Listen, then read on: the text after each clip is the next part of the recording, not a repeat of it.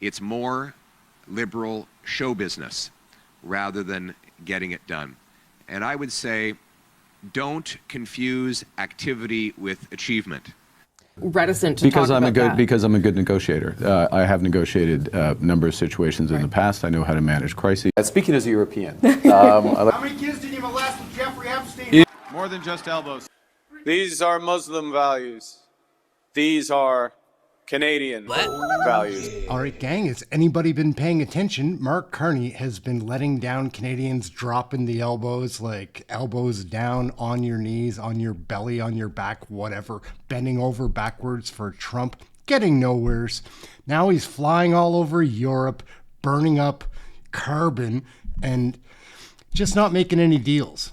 Anyways, he's got his international trade minister here on CBC, gonna get his shoulders rubbed a little bit.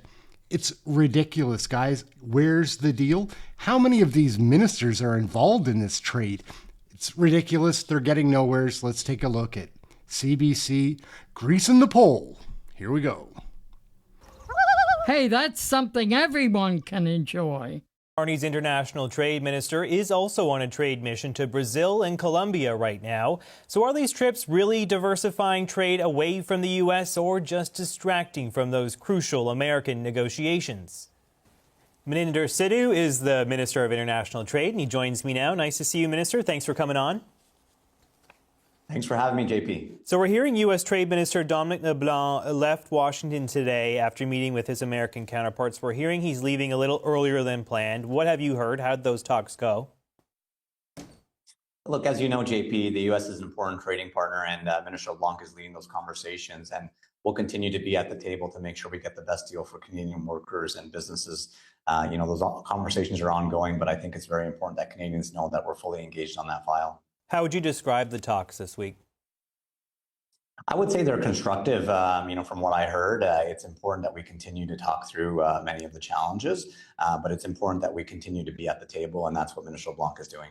So you're in Brazil, and Canada is, talking about this Mercosur agreement, something we've been trying to negotiate for a long time. Mercosur being Argentina, Brazil, Paraguay, Uruguay. The talks started, I believe, in 2018.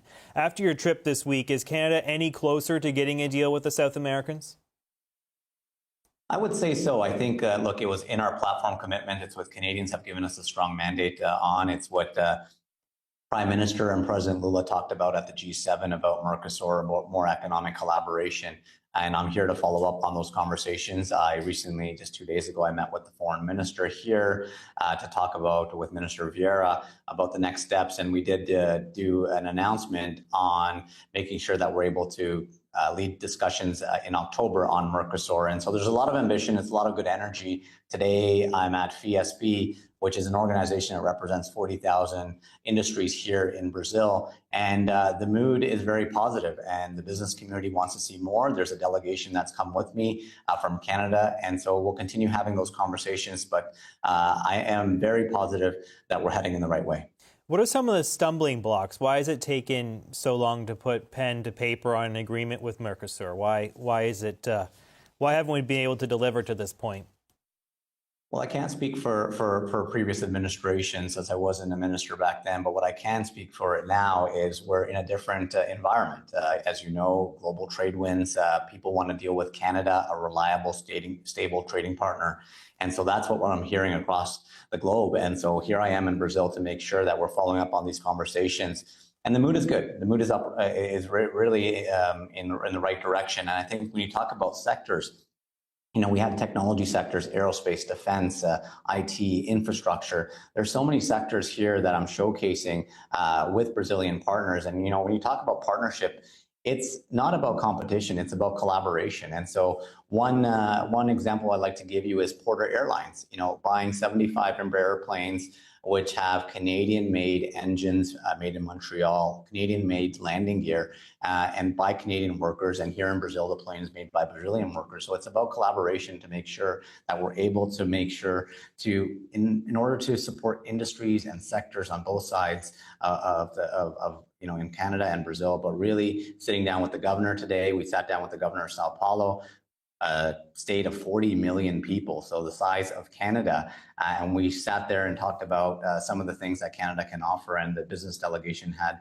joined me at that meeting. And so I think myself as a trade minister, I've been given a mandate by the Prime Minister to really showcase Canada and diversify our trading partners. Conservative leader Pierre Poilievre was critical of you and the other ministers who are traveling around the world trying to get trade agreements. He says 170 days into this government, you have nothing to show for it. He says, quote, this is all liberal show business. He says, don't confuse activity with achievement. I could go on. There was a lengthy list of criticisms he made today. What do you say to the Conservative leader, Minister, about what you're up to?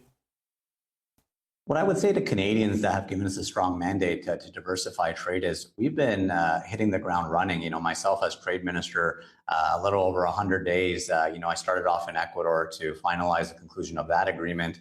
Afterwards, the FIPA agreement with the UAE, making sure we're having active discussions with them. But of course, in Paris, meeting with over a dozen trade ministers.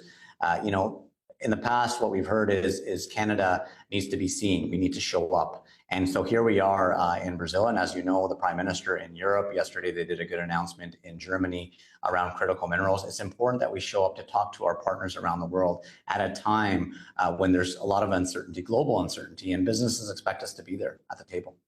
As you know, China has hit Canadian canola seed with a punishing 76% tariff in retaliation for the government's tariffs on Chinese EVs. That's caused a lot of pain on the prairies, as you know, Minister. The price of canola has dropped off. What can you tell us about any progress on getting these Chinese duties removed? Yeah, that's an important sector for our economy. I sat down with the canola farmers, the growers, the producers, the sellers a little while ago. I'm meeting again with them tonight. And I think it's important that we continue to engage with China. Not too long ago, I sat across the table with my counterpart, Minister Wang, to talk about ways we can work through some of these challenges. And so the JETC Commission, which has been going on for about 50 years, was an avenue to work through these challenges. And it sat dormant for the last 7 years.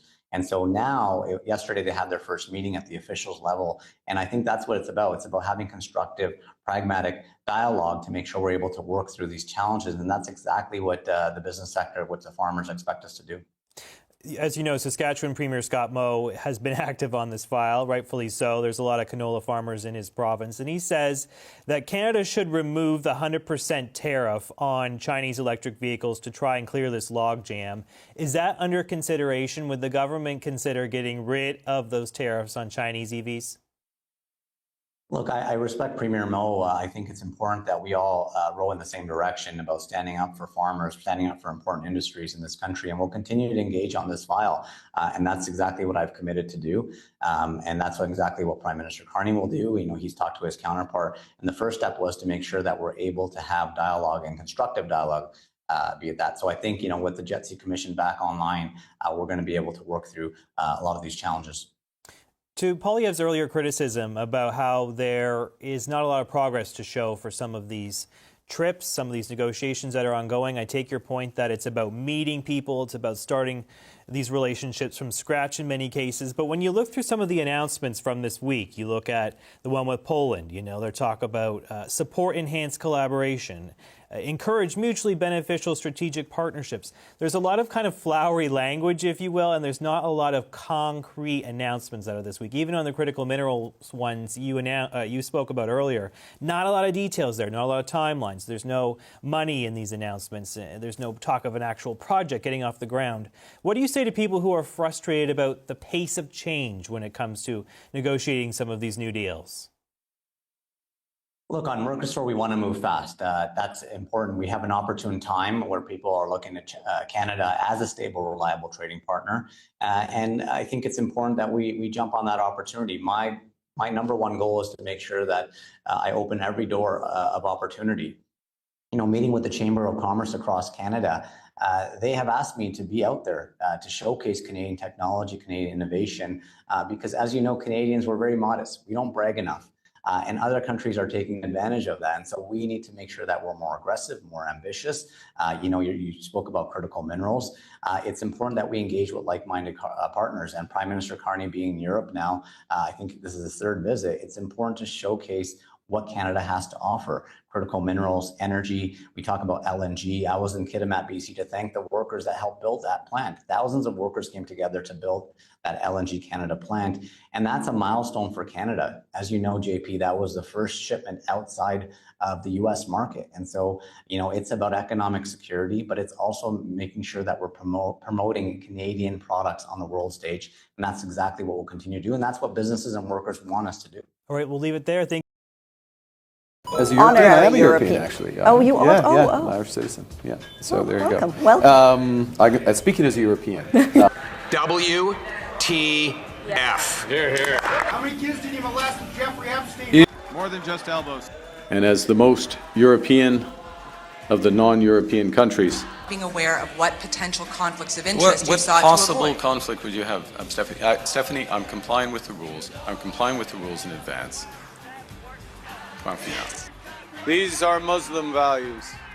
These are Canadian values. Hi, everyone. Congratulations, you're spending more money on taxes than on food, clothing, and shelter combined. Hey, that's something everyone can enjoy. All right, gang, thank you all very much for watching. Aaron, Canadian Looney, like, share, subscribe. Smash that subscribe. We're trying to grow this thing. Canadian Federal Politics. Get yours right here. Thanks for watching. We'll catch you in the next video.